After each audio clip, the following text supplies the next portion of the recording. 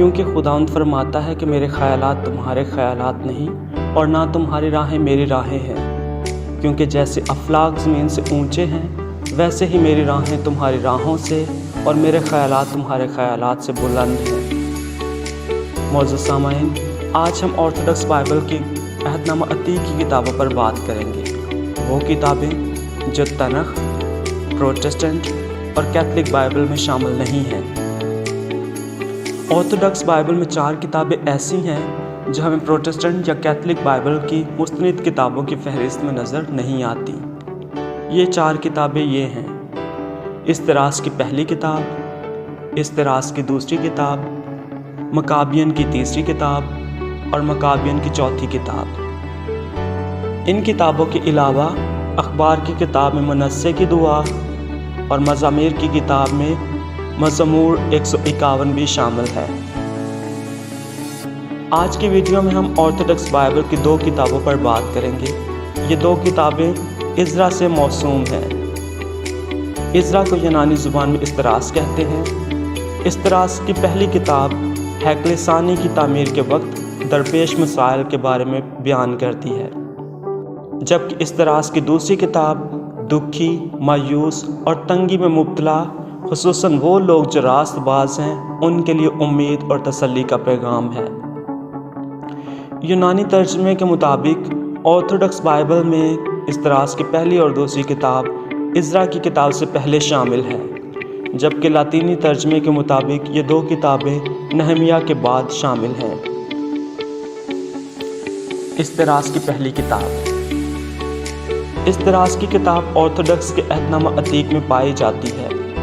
استراس میں بہت ساری باتیں عزرا اور نہمیہ اور اخبار کی کتابوں سے لی گئی ہیں، لیکن اس کتاب میں چند باتوں کی تفصیل زیادہ پائی جاتی ہے جو ہمیں بائبل کی دوسری کتابوں سے نہیں ملتی۔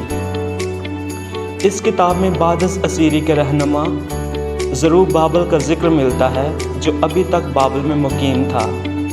بادشاہ داریوس کے دربار میں زروبابل نے ذہانت میں 2 نوجوانوں کو شکست دی۔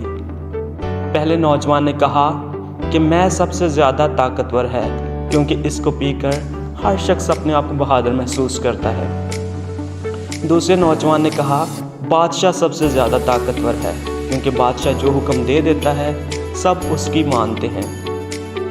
تیسرے نوجوان زروبابل نے کہا سب سے زیادہ طاقتور عورت ہے، کیونکہ انگور لگانے والوں اور بادشاہوں کو جنم وہی دیتی ہے۔ اکثر مرد عورت کو خوش کرنے کے لیے سب کچھ کھو دینے کو تیار ہو جاتے ہیں، اس لیے عورت سب سے زیادہ طاقتور ہے۔ تاہم سچائی عورت سے بھی زیادہ طاقتور ہے، اور سچائی یہ ہے کہ خدا ہی کل کائنات کا خالق ہے، سب کچھ اسی کی مرضی سے ہوتا ہے، اس لیے خدا سب سے زیادہ طاقتور ہے۔ بادشاہ زروبابل کے جواب سے نہایت خوش ہوا، اور انعام میں زروبابل نے بادشاہ سے اجازت طلب کی اور یہودیوں کے ایک گروہ کو یروشلم لے گیا تاکہ ہیکل کی تعمیر کو جاری رکھا جا سکے۔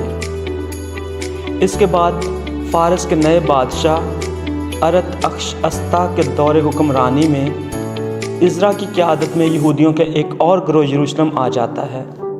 عزرا شریعت کی پیروی کے سخت قوانین متعارف کرواتا ہے۔ عزرا کو شریعت کا استاد کہا جاتا ہے۔ بس اس کتاب کے 2 اہم موضوعات ہیں: ہیکل کی ازسر نو تعمیر اور تعمیر میں زروبابل کا کردار۔ یہ کتاب غالباً 150 کافی میں لکھی گئی۔ استراس کی دوسری کتاب۔ استراس کی دوسری کتاب کا طرز تحریر دانیال اور مکاشفہ کی کتابوں کی طرح مکاشفائی ہے۔ اس کتاب میں عزرا کی 7 رویا کا ذکر ملتا ہے۔ پہلی 3 روایتیں اس سوال پر مبنی ہیں کہ اگر خدا عادل ہے تو معصوم انسانوں کو دکھ کیوں برداشت کرنا پڑتا ہے؟ اس کا جواب یہ ہے کہ یہ ان کے مقدر پر منحصر ہے۔ خدا صادق لوگوں کو چن لیتا ہے اور اپنے چنے ہوئے لوگوں سے اپنے کلام کی تجدید کرتا ہے۔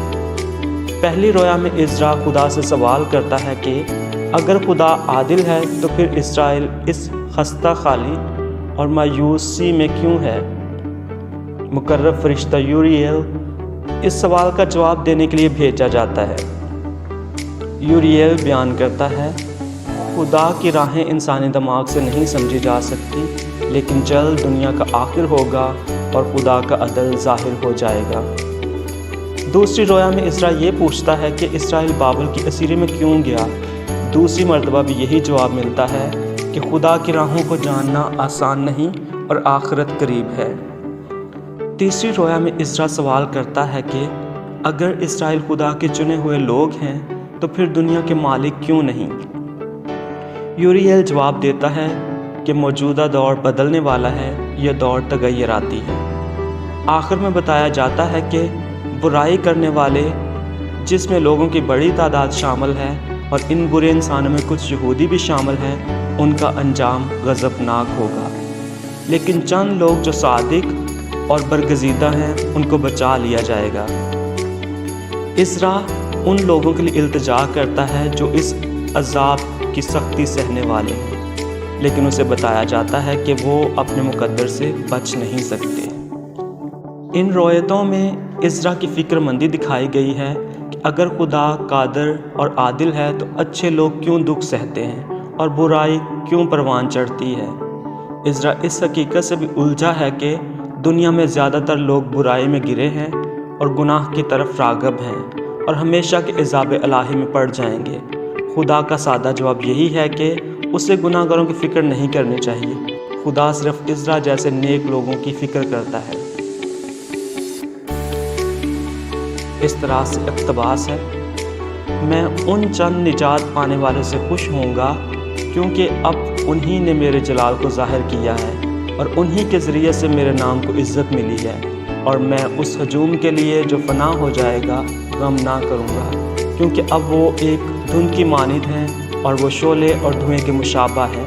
انہیں آگ لگا دی ہے اور گرمی سے جلایا ہے اور وہ فنا پذیر ہے۔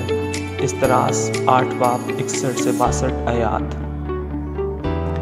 اس کے علاوہ خدا نے تخلیق کے شروع سے ہی مقرر کر دیا ہے کہ کون بچائے جاتے ہیں اور کن پر فتویٰ دیا جاتا ہے۔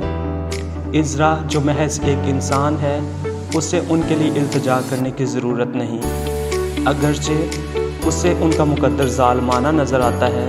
کوئی بھی اپنے مقدر سے بچ نہیں سکتا۔ اگلی 4 رویا علامتی نوعیت کی ہیں۔